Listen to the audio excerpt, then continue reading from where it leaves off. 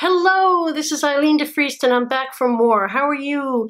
Thank you so much for your views and your comments. Oh my God, honestly, I can't tell you how amazing you guys are. Well, I can tell you, and I'm going to do that now. I am so touched. You guys have brought me so much joy. Just communicating with you, just doing these videos and talking about things that are really meaningful to me has made me feel so alive and so good. Anyway, so here we are. I'm back. You're back. Thank you so much.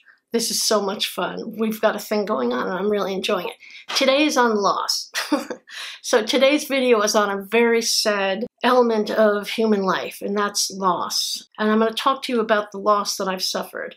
And I'm doing this for a few reasons. One, it interests me. Two, I've lost a lot.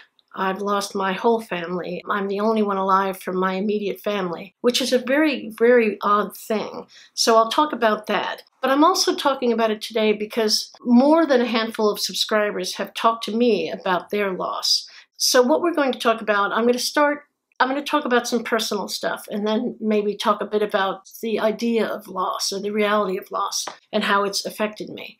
I mentioned in my last video, in my Q&A, my first Q&A, that I had lost my mother. I wasn't that young. I was 24, but I was a very young 24, and no time is the right time to lose a parent. So I'll start by saying this, that my first loss was my dog Rex. I was very, very young. I'm thinking probably about 8 or 9. And my family and I were sitting down at the table having dinner, and we had a screen door off the kitchen. And we had this beagle puppy named Rex who was pretty wild, and, you know, he was a puppy. So Rex, well, we're sitting down dining, and my mother somehow backed against the screen. It was a summer day, and she had leaned against the screen door, and it wasn't clicked in the lock. So she leaned against the door, and Rex bolted out of the back door, and he ran around the front of the house and down the lawn and into the street, and he was hit by a car and killed instantly. And I'll never forget that, though I very, very vaguely remember it. It was my first brush with death, and it was a long time ago. As you know, I'm not young. It was a very, very long time ago. And I remember being just devastated. The world felt so outside of my control. Oh, 1 second the puppy was there and he was my puppy, and then he was gone. It was awful. And I have blocked out the actual accident, but I do remember my mom leaning against the screen. I don't know if she was putting something out on the deck or something, but she was leaning backwards and the door pushed open, and then the dog just shot out, just like a bat out of hell. And then he was dead. I don't remember anything more about it, but that it was a terrible, terrible thing, and it affected me very deeply for quite a while. So the next thing I remember is in 3rd grade, we were learning to read, and we used to read books like Black Beauty. We read Old Yeller one semester, or marking period, whatever they're called. And the way we did it was we went around the room and everybody read an excerpt.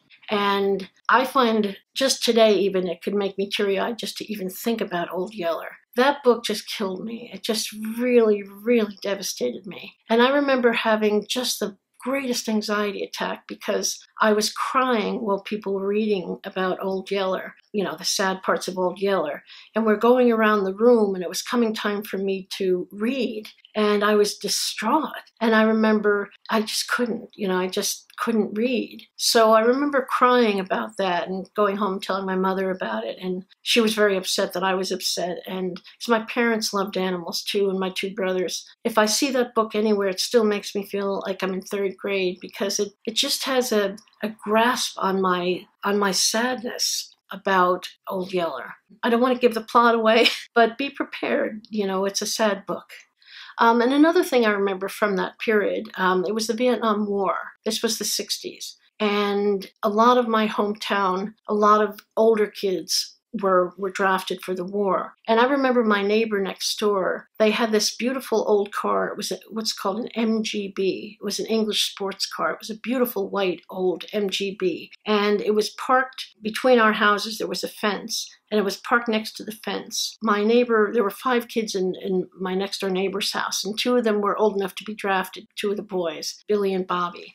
And one of them, Bobby, owned this sports car. And my neighbors were in Vietnam, and that car sat stationary for months because Billy and Bobby were away in Vietnam. I can't remember how long their tour was, but I remember that they were away for quite some time and the car sat static. Now, Bobby and Billy came home.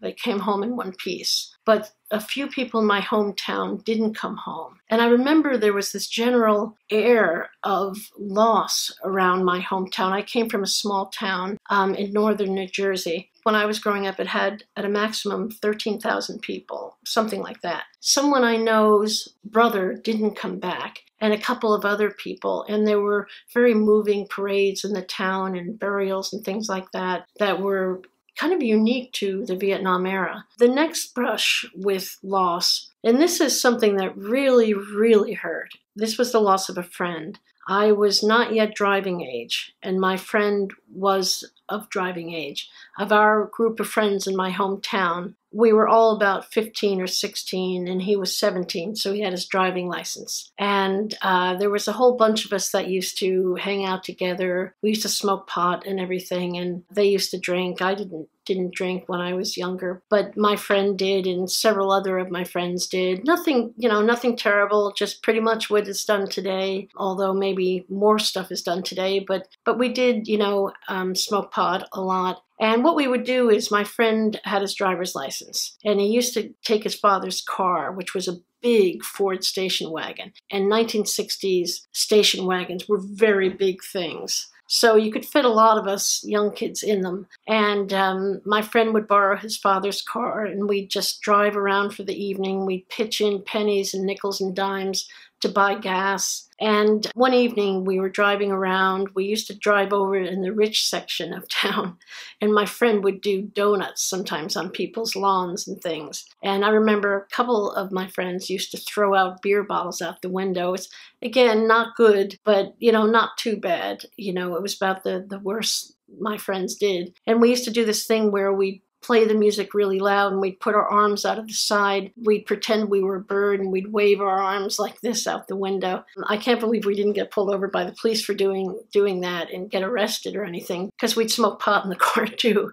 Well, my friend was the kind of friend, he was a very close friend of mine, and he had, girlfriends. I wasn't his girlfriend. It wasn't that kind of relationship. It was a real girl-boy friendship. And every night my friend used to call me. His girlfriend used to tell me that he would call me and then call her to sort out our plans for the evening. So we were really close. Every evening he would call me up to see what we were doing, what I wanted to do, what, if he had any ideas. And then he would call his girlfriend and she'd be on board. Sometimes we'd go over to his girlfriend and play ping pong and listen to Loggins and Messina. Well, one night he picked us all up, and then, one by one he would drop us off. We'd be almost out of gas, but, he would have enough to drop us all off. And he hit a tree.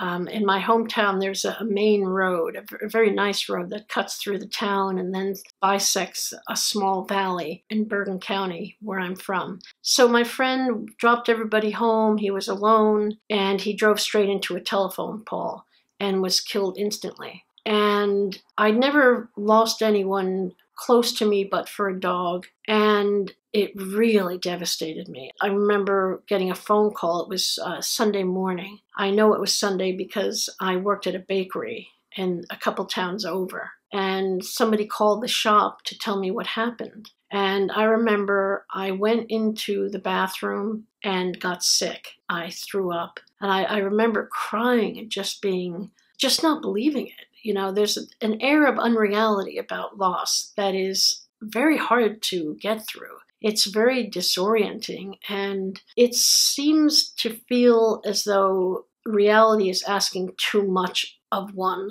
But I remember calling my parents and telling them, and they were, they said I should come home. And I think my father came to get me or something. But I went home, and as I've told you already, my mom was very sick when I was younger, and she had rheumatoid arthritis, and she was always on pain medication, pain and anxiety medication. And I remember I took 1 or 2 of her pills. This was a pattern in my life up till probably recent years, that I would try to take things to get past pain. More on that another time. And I remember around that time, around the time of the wake, my friend's parents were kind of upset with us, which really was upsetting because, we didn't cause it to happen. But our friendship with him resulted in the loss of their son's life. And I can imagine now, as an adult, I can imagine having very ambivalent feelings towards his group of friends. At the time, though, it was very upsetting. Some of us felt like we were being blamed almost. But, nothing erupted into confrontation or anything like that. It was just another thing that one has to carry with them, is sometimes loss is very complicated. But I remember one time his father said to me that my eyes were always bloodshot or something. And, I was smoking pot at the time. It was, what I did with my friends. And, I just, I thought about that when my friend died. And I just worried that, I was a good kid. I did well in school. I wasn't someone who did terrible things. I knew people in my school did, some terrible things like break into houses and things like that. Like I wasn't a bad kid, but I remember feeling like a bad kid when he said that about my having bloodshot eyes. And then subsequently, this sense I got from him that it's kind of like he blamed us. It still makes me sad to today. And I haven't seen that family in, literally decades. The next loss that I suffered was, the big kahuna. It was the big one, my mother, the loss of my mother. Now, I mentioned in my last video that I grew up with a mother who I never remember entirely being fully healthy. She had rheumatoid arthritis, which is a crippling immunodeficiency disease that attacks the joints. In any event, it results in gnarled joints with, twisted. My mom had really nice hands, and her hands were really twisted, and just an incredibly painful disease. And she was sick from about roughly the age of 32 onward. She ended up dying at 56. My mom was pretty active when she was younger, not in sports or anything, but she used to be a singer. She used to sing with a band now and then, and she did when she lived in Ireland. My mom came from Ireland, and before she left Ireland, she used to sing on riverboats with her father and a couple of his musician friends. But she slowly got sicker and sicker and sicker with this disease, till at some point, I think it was in the 70s, my mom decided to have the surgery that was offered to her, which was to take the bones out of her hands and feet and put plastic joints in. Now that is a really, really intense surgery. The body can reject those things. I don't remember how successful or not the surgeries were, but I know that the pain around it all was just extraordinary. I'll never forget my mom's back was always in pain, and it was just a very, very sad thing to watch one's mother. Basically, she was dying, and I didn't know it. I just knew that she was suffering so badly. And it really, really upset all of us, including my father, who suffered terribly. So it was really terrible to see my mother, who was, a pretty woman. So it was really tough to grow up and watch my mother. As I was growing up, literally physically growing, she was retreating physically. She was getting gnarled and just so pained. And that went on and on for years. And I remember coming home from college one year, and she was in such pain that I went to the local ambulance corps and I borrowed one of their wheelchairs because she was using one of those walkers. And that was really hard for her to get around the house. So I got her the wheelchair, and then I kind of regretted it because she never got out of it. So my mom, through the years, she lived 24 years with the disease. The way she was able to do that was taking medication, and steroidal drugs, steroids, were the things that really helped her. But the thing about steroids is they're very, very unhealthy for you. They compromise, if I understand correctly, they compromise one's respiratory system, and if you take steroids over a long period of time, it can be deadly. And that was the case with my mother. I didn't know that she was sort of scheduled, quote unquote, scheduled to die. But my brothers apparently knew that she was probably going to die, I think within the year or something. I don't know how they knew that, but I didn't. But I remember it was such a sad thing. I remember I was, at the time, some of my rich friends' parents would hire me to house sit for them. I would get paid to take care of their cats and dogs and to stay in their beautiful homes while they were away. Well, I'd been hired by a good friend of mine's family to take care for 2 weeks of their home while they were away skiing. And the last night, I packed up and they came home and, I got paid and I said goodnight and I drove back home to my family's home. And my mom was bedridden by this point. She was always in bed, and we brought her meals and everything. And she had a nurse come in every day. And I was in the bathroom in my bedroom. I had a toilet, a toilet and sink in my bedroom. And I was in the bathroom and I heard this voice, a very, very quiet voice calling me. And it was my mother. It didn't sound like her, but she had called me. She was calling out to me. And it was, Sunday evening, if I remember. And it wasn't late or anything, but I remember I was trying to unpack. And I said, Mom, I'll be there in a minute. But she kept calling out to me, and I kept ignoring her. It wasn't for help. Like, she wasn't telling me she needed help or anything. But she was just, talking to me, like, how was it and things like that. And I was saying, I'll be there in a minute. Just let me get my stuff put away. So I put her off. And I can't remember, but I know at some point I went to go speak with her, and she was in her hospital bed. So I went in to see her and, just had a chat with her. I don't think about much. And I think I was probably quite impatient to get away and do more of whatever I was doing. So I wasn't that careful with her, and I deeply regret that. I was good to my mother. I know I did the best I could as a daughter. It could be a very, very stressful situation sometimes. So, but I loved my mother, and I tried to do the best I could. But that night I didn't do very well. I was impatient and just not present for her. And it turns out that evening, in the middle of the night, she was bedridden most of the time, but for some reason she would get up in the middle of the night and, make something to eat. So she would do this thing where she would get one of us to get her in her wheelchair at a very late hour. She would either wake me up or my father. She would wake one of us up to get her out of bed so she could make something, to eat and watch some TV. It was a kind of depression I think she was suffering, that she wanted to be isolated. But I remember she must have gotten up and she was cooking herself something. And all of a sudden, in the middle of the night, my father woke me up. And next thing I know, he said, your mom isn't doing well, something like that. And I went into the kitchen, and my mother was laying on the floor, and she was blue, and she was dead. And my father couldn't manage it. So I was the only other person home, so he needed help with that. He needed someone to share in this grief and to witness the ambulance corps trying to resuscitate her for well over an hour. And our next door neighbor's son was part of the ambulance corps. It was a volunteer ambulance corps. And he was the one with another ambulance corps person who came in to try to resuscitate my mother. And he felt bad stopping trying to resuscitate her. And there was a pan burning on the stove. I'm kind of surprised that my father and I didn't smell the burning, but apparently we didn't. Or maybe my father did, and that's what woke him up. I have no idea. She was cooking bacon on the top of the stove in a pan, and it was just burned and burned and burned, and the flame was still on when my father had come to get me. So apparently my mother was trying to cook herself a meal, and she had heart failure. She suffered from heart failure.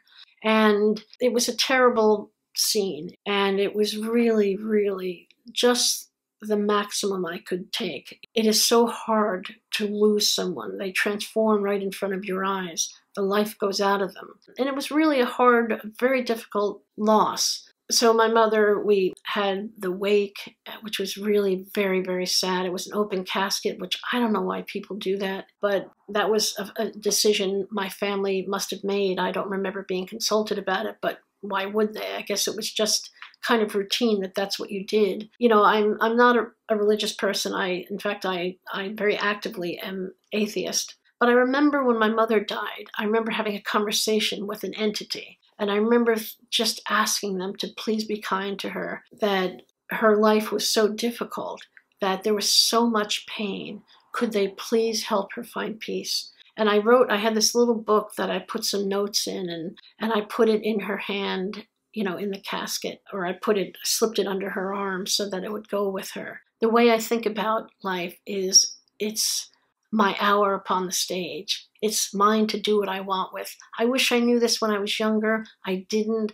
And if there's anything I could ever give you guys, it's a sense that please live your life like it's the only one you have, because it is the only one. Live it, go after the things you want and need, and live and love big, because that's all you can do. You know, there's going to be very rough times in life, so make it the biggest project you've ever been given.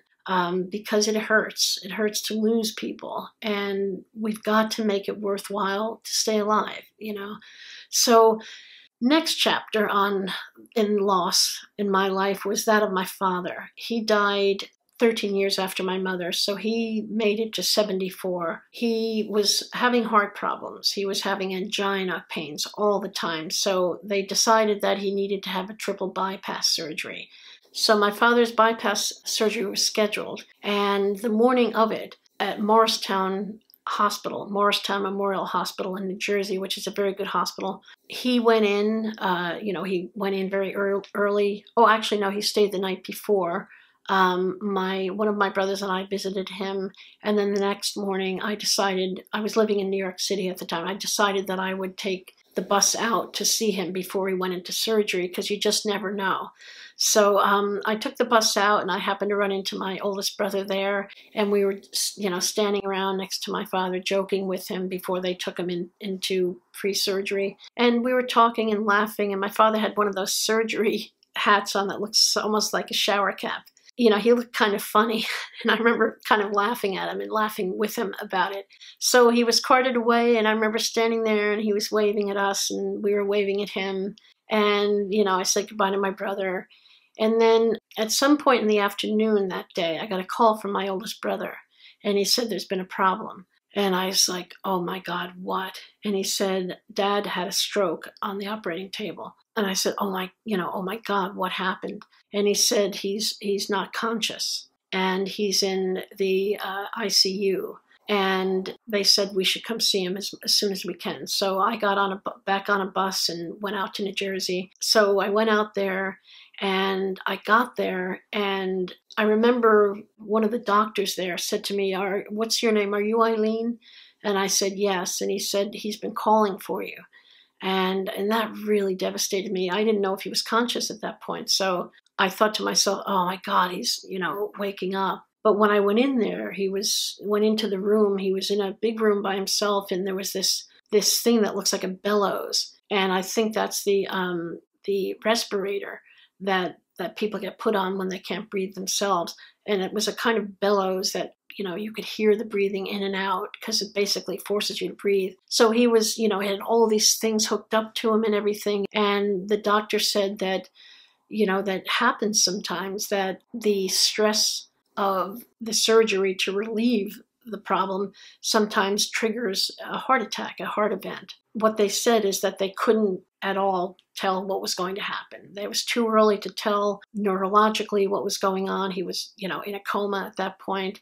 But the next day I came back, and my father was now in a neurological ICU. And his bed was right next to the desk, and they were, keeping a real eye on him. But he wasn't conscious. He was, I think, no longer on the ventilator, or maybe he was, I can't really remember. But, I held his hand, and I remember talking to him, and I felt him sort of squeeze my hand a couple times. So he remained unconscious.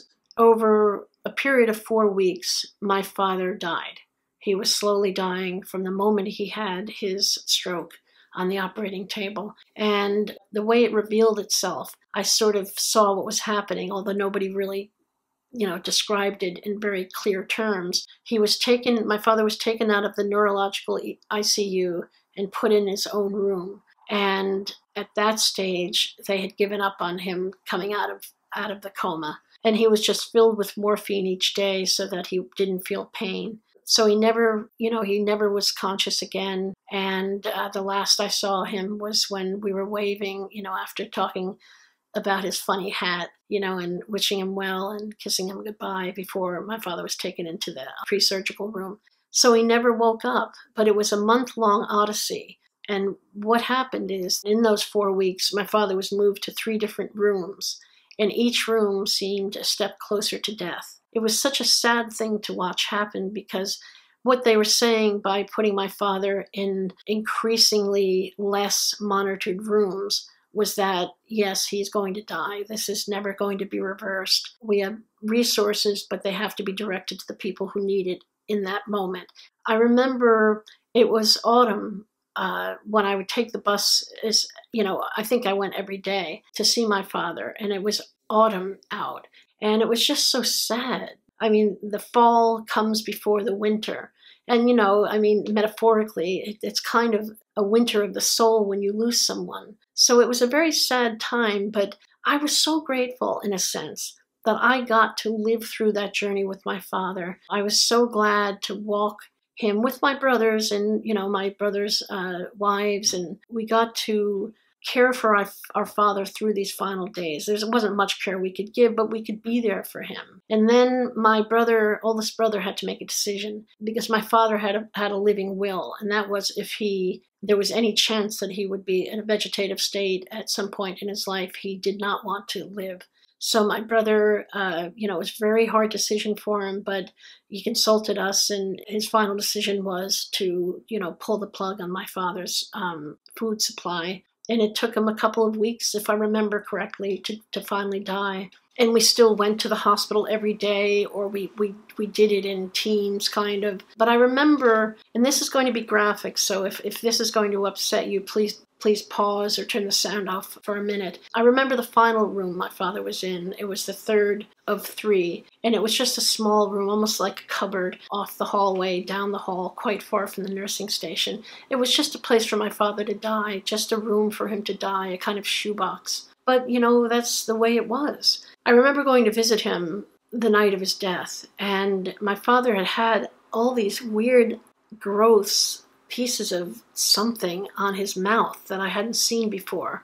And they must have been, it's very hard for me to talk about now. It's very upsetting, and it also makes me sick to my stomach. But I'm trying to be really direct here, because loss is important to talk about. Some ugly things happened. And I remember seeing these hardened chunks of something in my father's tongue. But that was the last I saw him, and I was utterly traumatized by that view. The degradation in death, the despair, and the breakdown of the body. I think it probably was mucus that hardened, that nobody cleaned out. And I remember being very angry by that for a while, and further upset by this final bit. And that is that evening when I'd gotten home, I remember calling the hospital about 11 o'clock that night. And this woman answered the phone, and she said, "Hold on, please." And she didn't come back for 5 minutes. And I kept holding and holding and holding. And then she finally came back, and she said, "I have to call you back." And I said, "No, please don't call me back. Please tell me, is there something happening?" And she said, "Your father's dead." It was just so crazy, so weird. It was like, you think things are going to be organized, but it was almost like Marx Brothers, like she didn't want to tell me that my father was dead. It took her forever to come back from the room, maybe to determine that he was dead, but it was just really weird. So my father expired that evening after my oldest brother and I had visited. So that's how he died, and that was very upsetting. That was the loss of my father, and those are my 2 parents gone, so anybody that I met from therein never got to meet my parents, which is always a weird sort of line in the sand. Now, the next loss that I've been through in terms of family is my oldest brother. My oldest brother was 6 years older than me, and he was a musician. He was a trumpet player. He was a music teacher. He used to be the music director for a regional high school district in my hometown, and he was a very talented musician and a lovely guy. My 2 brothers were really good role models for men. I think. They had a kindness about them and a lack of toxic masculinity that is, in this day and age, something that's really rewarding to see. Anyway, my oldest brother, one Christmas, this is just a handful of years ago, one Christmas he had gotten a cold. It was a cold that wouldn't go away. January came around and the cold still wouldn't go away. My sister-in-law, the former nurse, said, why don't you get an x-ray? We should check this out because it's not going away. My brother went in, they got the x-ray, they got the results back, and there appeared to be a spot on my brother's lungs. And that was really alarming. So they did a biopsy and they found malignancy. And in the space of 9 months, my brother went from having a cold to being dead. He died at 59 from stage 3 lung cancer, which was just an absolute shock. Such a shock to my family, my brother's wife, at the time, his children. It was just devastating. My brother had just retired after teaching for decades, so he was really, really excited. You know, cancer is a terrible, terrible disease. The future will have an answer to cancer, but we don't have that answer now. So people die, lots of people die. My brother getting lung cancer was so inexplicable. He never smoked anything in his whole life. He was a hardcore bicyclist. He used to do trail riding. He took care of himself. And he also was a trumpet player, which means that he had to use his breath in order to create sound. So to the terrible insult of getting lung cancer, of all things, for someone who was very healthy, took good care of himself. Life can be so cruel sometimes. It was such a terrible thing. I just remember when I had heard about it and we'd all gone through this, I just thought, wow, you just have to be prepared for everything, anything. You just have to be open arms about life because you don't know what it's going to hand you. Now, my other brother was 2.5 years older than me and about 2 years younger than our oldest brother. My brother Dennis, very shortly after my brother Kevin, he died of a heart event at 57. He had in his life some trouble with his neck. He had injured his neck in a swimming accident. So he had suffered a lot in his adult life with some injury. But nobody ever thought that he would have heart problem. But he ended up having a heart attack. He was living with a roommate at the time, and the circumstances are a little unclear as to what happened and what was going on in my brother's life. He was an alcoholic, so he would attend AA, and to my knowledge was still sober at the time of his death. But it was one of those deaths that has some question marks about it because it didn't add up, because we didn't know the person he lived with. She provided very little information to us. And what ended up happening literally is that my brother's body was sent to the morgue in Philadelphia. And I had to call the morgue to find out if he was still there, what he died of. And I got the sense that this was somebody who wasn't really, all that focused on really looking into why my brother died. But on his death certificate and the going story is that he died of a heart attack. So he had a heart event. He had no prior history of having heart trouble. So I don't know why that happened. So it was a very, very queer kind of death. I can't get to any further bottom of the story about his death because there's nothing else to know. But I know that he lived. I know that he had some tough things happen in his life, some tough parts of life to deal with. But he also had a childhood with my other brother and me and my parents that there were moments of great joy and lots of fun and some chaos, but fun and love. And he's no longer with us either. So I no longer have a mother, a father, or 2 brothers. I'm without family now. I'm what I call post-family. And that might sound like a really weird thing to say, but it's a really weird thing to feel that I no longer, as I said earlier, after my 2 parents died, I could no longer meet anyone in life and have them meet my parents, which is kind of a weird thing because I always had people that would meet my parents because they were good people to meet. These people who are my blood relations, they're no longer on the planet. Now, I'm not asking for sorrow from you. I'm not asking for anything like that. But I'm just asking you to look at the reality of it and know that you too someday, if you haven't already, will have similar experiences. But let's find in this story, if we can, a way to accept that death is very much a part of life just as birth is. That if we can look at it as a journey that we're given and we can do the best we can with it, make sure you tell people that you care about them, no matter whether they live forever or for 5 minutes more. The last thing I want to say is on a personal note. I'm thinking a lot about loss because I'm in a very joyous period of my life. I'm madly in love with my beautiful fiancée, Julia Zelg, and I'm so happy about that. I'm just so happy to have love. But I'm also aware of loss. I'm aware of my own mortality. Yes, I'm quite a bit older than Julia. I'm much older than her. And I'll be gone sooner, very likely. I hope I'm gone sooner. I hope she lives a long, beautiful life and goes on to, if she wants to have children, of course, other partners, or a partner. I want those things for her. But in finding love,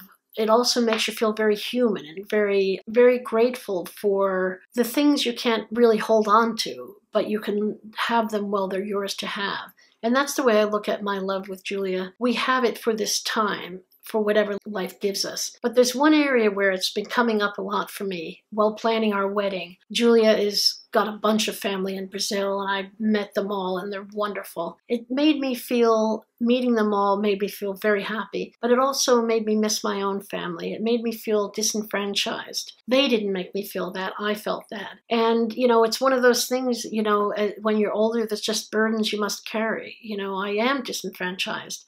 I don't have immediate family. For example, in planning the wedding, I don't have many people to invite, and that makes me sad. It feels almost like I've done something wrong to be without family. And I know I haven't, but, I lost my whole family and I don't have anybody to invite to the wedding but some friends. But that's life. That's the way it is. Julia understands. I couldn't find anybody on the planet more understanding than her. She's so generous emotionally and in every other way. And one of the reasons why I love her. I've talked to her about this, that I feel kind of embarrassed that, I don't really have many people to invite. But I've accepted it. This video is in part a way for me to re-acknowledge the losses that I've suffered. There aren't many things in life that will probably remind me so succinctly of them as planning a wedding does. So I want to say that though you're not my family in the blood sense, you're a kind of family to me already. And I just want to say that I really appreciate that. I appreciate having you guys out there to talk to, and I hope some of the things I say have some value for you. Thank you so much for watching. Please subscribe to my channel, set on your notifications, and please follow me on Instagram. I'm almost at 10,000 subscribers. Thank you so much. I love you, bunnies.